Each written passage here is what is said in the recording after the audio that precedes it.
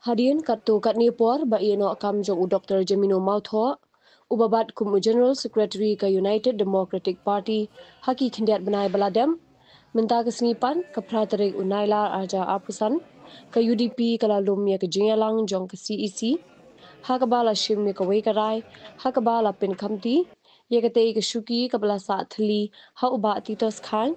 ubadei UMDC jong ke Sora constituency pat ha ke Juk Kapor ubadeiru unoyalam na kaliang persya haki HADC. Haki jing yakren bat uba Titos ulaong bakum ke parti ulaong ba ke jing shimti jong u ya ke ni ke Shuki kalong berwan ra biang ya ke jing trekam ke parti ke babiang hadian baladon ke jing ko lakat tu kat Nipur. Don ke CEC jong ke parti but don ke tu ada tinggi kam di keren ke parti embar kita poi bah khot kan dari kes baru ini yo la bini katu kan tri kam bat ke ba nikong bat ke ba san ke kalong ban jit ya tin sekali jong ke parti bat ni supmen da ke ke sup da ke ke jing ajimut la ya menjur lah ke kapten di ba Titos Khan kemudian sekali bermain joki itu kata kalau kita mulai kembali sisi tapi kau nak kalian kejongan ke penpau ke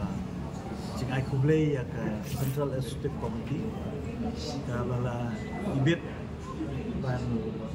penkamti hangai ya kan kita kam kemudian sekretari joko parti dan kalian kejongi kalau bah pertama kali yang coba seperti konghi kalau bah kumdo ban penklaimnya ke parti nang iskwan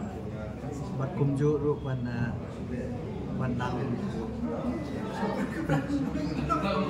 ban continue nanti ban nang beteng ya kata kam kemudian sekretari ya ke bah teladon ga jing ko hati ni india pernah ki beladap hadir ga jing resign no jong general secretary berim judi ba Jamino Mautho dan rengi kermen ba mentapat nangis mat